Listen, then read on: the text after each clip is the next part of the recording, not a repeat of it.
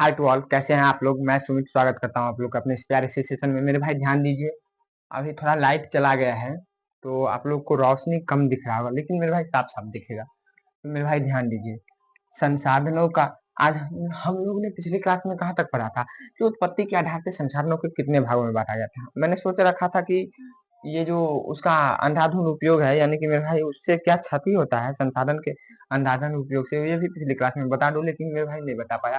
तो ध्यान दीजिए, इस क्लास में आज क्लास थोड़ा लंबा चलेगा और मैं थोड़ा आज तेजी से भागूंगा, क्योंकि अभी बहुत सिलेबस बहुत है लेकिन टाइम कम है हम लोग के पास। तो मेरे भाई आज तेजी से भागूंगा। तो ध्यान दीजिए आप लोग, संसाधन के अंधाधुंध शोषण से वैश्विक परिस्थिति मेरे भाई उत्पन्न संकट पैदा हो गया है। जैसे कि कैसे?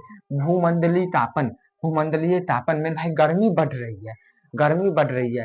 पेड़ पौधे कट रहे हैं, संसाधन पेड़ पौधे के अंधाधुंध कटाई हो रही है मेरे भाई, अंधाधुंध उसका शोषण किया जा रहा है मेरे भाई। ओजोन परत ओजोन परत में भी कहीं छेद हो गया है शायद ही, मेरे को पता नहीं, याद नहीं है, लेकिन हुआ है, थोड़ा सा छेद हुआ है ओजोन परत में भी है। पर्यावरण प्रदूषण तो होता ही है मेरे भाई, पर्यावरण वायु प्रदूषण, पर्यावरण पूरे के पूरे पर्यावरण दूषित हो जा रहा है मेरे भाई। भू निम्नीकरण मेरे भाई, भू निम्नीकरण ऐसी इत्यादि समस्याएं उत्पन्न हो रही है मेरे भाई। चीजें क्लियर है? किसी को कोई डाउट, कोई दिक्कत, कोई तकलीफ तो नहीं? अब आगे देखिए,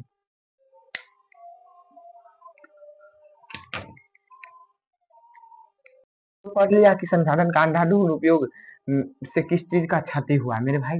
ओजोन परत में भी क्षति आया है। लेकिन अब ये देखो, स्वामित्व के आधार पर संसाधन का वर्गीकरण। तो मेरे भाई स्वामित्व के आधार पर संसाधन का वर्गीकरण किया गया 4 पार्ट्स में, पहला, दूसरा, तीसरा और ये चौथा रहा मेरे भाई, ये चौथा रहा। तो पहला पार्ट व्यक्तिगत संसाधन है। इसके एग्जाम्पल्स में क्या सब आते हैं? इसके एग्जाम्पल्स में आते हैं मेरे भाई क्या?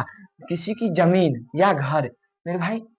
एक चीज पहले परिभाषा देख लो, ये कहने का अर्थ है जिनका स्वामित्व कि निजी व्यक्तियों मेरे भाई, निजी निजी व्यक्तियों के पास हो। यानी कि अगर किसी का जमीन, एग्जाम्पल ले लो, किसी का जमीन, एग्जाम्पल किसी का जमीन या किसी का घर मेरे भाई, या किसी का घर, अगर एक चीज बताओ, इस पर किसी एक निजी व्यक्ति का ही अधिकार होगा? अगर मान लो घर है तुम्हारा, उस पर मेरा अधिकार होगा? नहीं ना मेरे भाई, जो तुम्हारा घर है तुम्हारा अधिकार होगा। तो यानी कि कहने का अर्थ तुम्हारा निजी पर्सनल अधिकार है ना।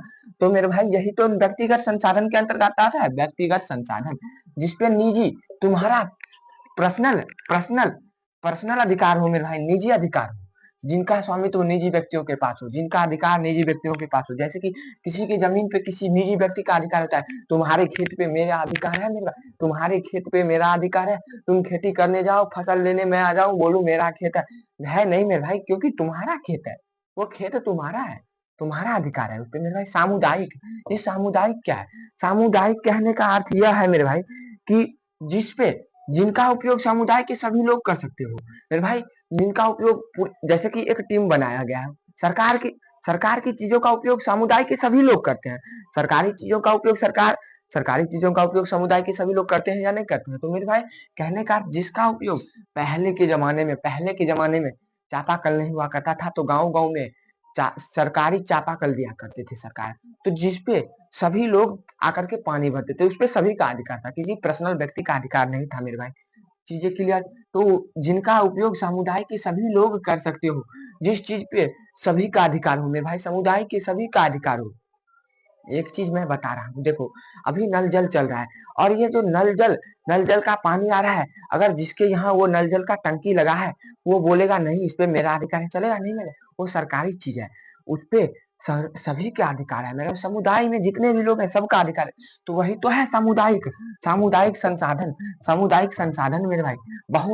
अब राष्ट्रीय संसाधन किसको कहते हैं?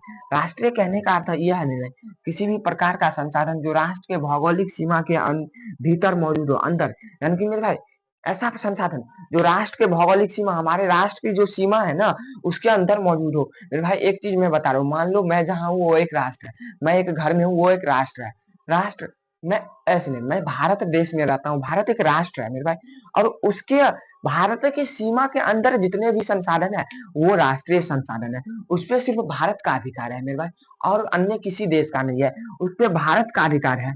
उस पे ओनली ओनली भारत का अधिकार है। तो वही तो है मेरे भाई राष्ट्रीय राष्ट्रीय संसाधन।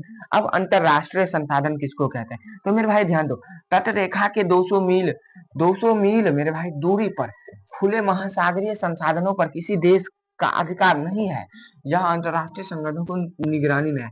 मेरे भाई तट रेखा, किसी राष्ट्र की जो तट रेखा है उससे 200 मील की दूरी पर खुले महासागरों महासागरीय संसाधनों पर किसी भी देश का अगर मेरे भाई तट रेखा से 200 मील की दूरी पर है कोई भी संसाधन, और मेरे भाई एक चीज बता दो, उस पे किसी देश का अधिकार ना हो, किसी देश का अधिकार ना हो, क्योंकि क्यों मेरे भाई वो उस देश के भी सीमा से भी बाहर है, वो महासागरीय सीमा में आता है, तो वो क्या है? अंतरराष्ट्रीय। मेरे भाई वो अंतरराष्ट्रीय संगठनों की निगरानी में एक अंतरराष्ट्रीय संगठन बनाया गया है। जैसे कि एग्जाम्पल के थ्रू ले लो, WHO है। डब्ल्यू एच ओ है वर्ल्ड हेल्थ ऑर्गेनाइजेशन। मेरे भाई कहने का विश्व स्वास्थ्य विश्व स्वास्थ्य मेरे भाई, विश्व के स्वास्थ्य पूरे उस मंडली, विश्व के स्वास्थ्य मंडली, वर्ल्ड हेल्थ ऑर्गेनाइजेशन मेरे भाई, विश्व स्वास्थ्य संगठन, विश्व स्वास्थ्य संगठन। तो मेरे भाई इस पे भी इंटरनेशनल ऑर्गेनाइजेशन की निगरानी हो, इंटरनेशनल ऑर्गेनाइजेशन मेरे भाई कहने का अंतरराष्ट्रीय संगठनों की निगरानी हो, अंतरराष्ट्रीय संगठनों की निगरानी हो, वही तो है क्या? वही तो है अंतरराष्ट्रीय संसाधन। तो चलिए चीजें clear. Bye bye, take care, ख्याल रखिएगा अपना, आप लोग अपने मम्मी पापा के भी। आप लोग सोच रहे होंगे मेरे भाई कि मैं इतना तेजी में अभी क्यों पढ़ा रहा हूँ। मेरे भाई टाइम कम है और सिलेबस ज्यादा, टाइम कम सिलेबस ज्यादा, तो हम लोगों को तेजी में पढ़ाना पड़ता है, बहुत तेजी में पढ़ाना पड़ता है। तो तब तक के लिए बाय बाय, टेक केयर, अपना ख्याल रखिएगा।